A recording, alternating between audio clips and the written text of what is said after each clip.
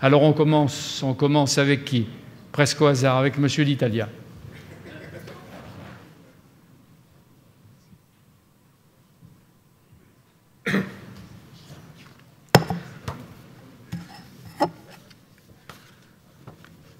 Thank you very much. I'm pleased and honored to be. Je vous remercie. Je suis très heureux, je suis honoré de pouvoir participer à cette conférence.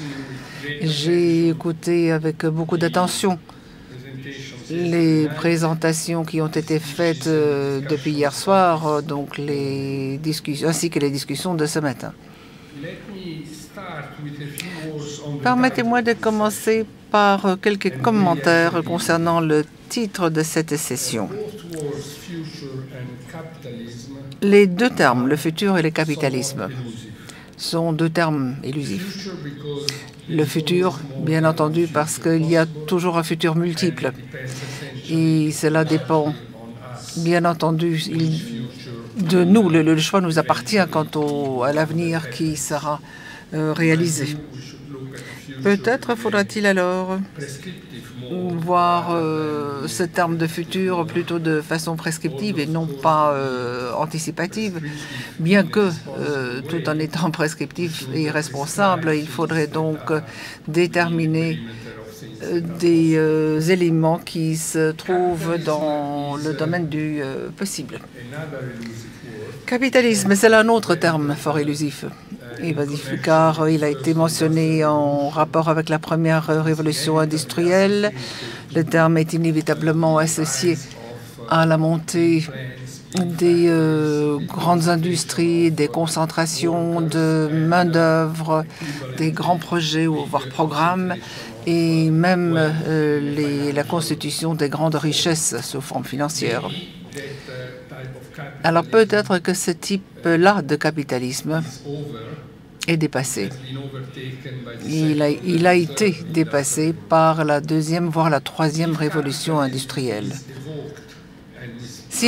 Quand nous évoquons le capitalisme et quand nous nous posons la question de l'avenir du capitalisme après, voire même au milieu de cette crise, c'est parce que nous avons tendance à dire que 2009 représente pour le capitalisme ce que 1989 a été pour les économies centralisées, à savoir l'effondrement final et la preuve qui démontre que c'est là un système qui n'est plus viable. Eh bien, dans une telle interprétation, le capitalisme, à mon sens, devient synonyme d'une économie de marché. Et la question que l'on peut alors se poser, c'est de déterminer s'il ne faudrait pas dire que cette crise marque la fin de l'économie de marché, voire d'une version particulière de cette économie, que les francophones souhaitent appeler utiliser un terme anglo-saxon. Le capitalisme à l'anglo-saxonne, voire le néolibéralisme. Et c'est donc la question que l'on peut se poser, est-ce que cette crise représente la fin du capitalisme, voire de l'économie de marché? Pour ma part, ce titre, c'est donc plutôt une réflexion sur la période après, qui interviendra après cette crise et la forme que prendra le capitalisme à ce moment-là. Alors, quelle est la nature de cette crise? Je ne pense pas que, tout comme 1989, ce serait la preuve d'une erreur qui était devenue une expérience sociale, à savoir que les animaux, les esprits et la poursuite individuelle de nos propres intérêts pouvaient être supprimés de la nature humaine et pouvaient être remplacés par une économie planifiée et rationnelle.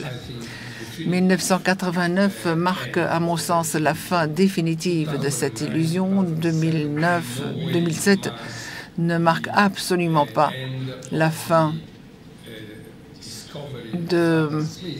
des découvertes d'Adam Smith, à savoir que dès lors que le règne du droit est instauré et que les institutions appropriées existent, l'intérêt propre des individus peuvent engendrer la production de richesses collectives des nations. Et cet argument fondamental n'a pas encore été détruit, à mon avis, par la crise.